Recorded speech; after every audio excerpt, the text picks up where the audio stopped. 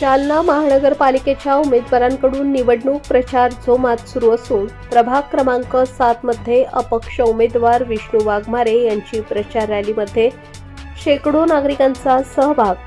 प्रभागातील नागरिकांचा कौल अपक्ष उमेदवार यांच्याकडे दिसून येत आहे। विष्णू वाघमारे यांना शिवसेनेकडून उमेदवारी मिळाली नसल्याने प्रभागातील जनतेने मला अपक्ष उभे राहा, आम्ही तुमच्या सोबत आहोत असे सांगून जनतेनेच मला अपक्ष उभा राहण्यासाठी सांगितलं। मी तर उभा राहण्यास नकार दिला होता।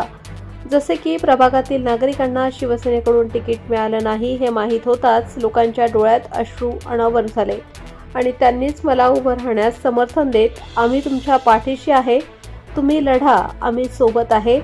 जनतेनेच आम्हाला माघार न घेण्याचे सांगितल्याने मी अपक्ष उमेदवारी अर्ज भरला।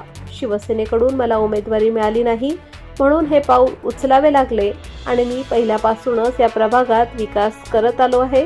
त्याच विकासाच्या मुद्द्यावरती मी निवडणूक लढणार असून प्रभागातील जनता माझ्या सोबत आहे।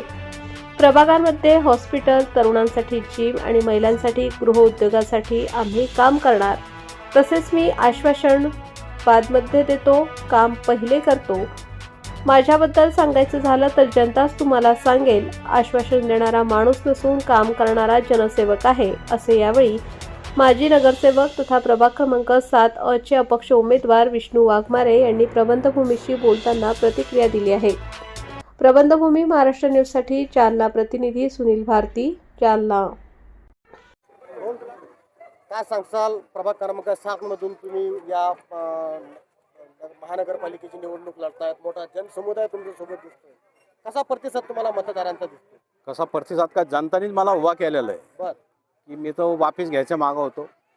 जसं जनताला माहीत झालं की माझं तिकीट कट झालं तर सगळ्याच्या डोळ्यात आसरू आले, बघा माझे बी आले। त्याच्यामुळे जनता म्हणली की माघार घ्यायची नाही, आम्ही तुमच्या सोबत आहे। कुठल्या पक्षाकडून तुम्ही उमेदवारी मागवली? या शिवसेनेकडून मागितली होती। कुठला एजेंडा घेऊन तुम्ही आता निवडणूक करता? अपक्ष म्हणून तुम्ही निवडणूक करता? एजेंडा काय, विकास पहिल्यापासून विकास करीत आलो त्या अजेंड्यावरच मी निवडणूक लढतो। कुठले कुठले कामं अद्याप बाकी आहे आणि पुढे करणार आहात? बाकी काय, आता एक हॉस्पिटलचं बाकी आहे, एक मुलांसाठी जिम आणि काहीतरी महिलाला गृहउद्योग म्हणून सरी ते त्याच्यावर। इतर उमेदवारांकडून बऱ्याच काही गोष्टी आश्वासनं देखील दिल्या जातात। आश्वासन माझी गोष्ट आहे का, इथल्या जनतेला माहिती आहे मी आश्वासन बादमध्ये देतो, काम पहिले करतो। हा, लाईटची, रस्त्याची कशी परिस्थिती तुमच्या प्रभागात? माझी गोष्ट आहे का, इथं जनता सांगन किंवा माणसाला नुसतं बोललं की काम होऊन जातं, या आश्वासनाचा माणूस नाही।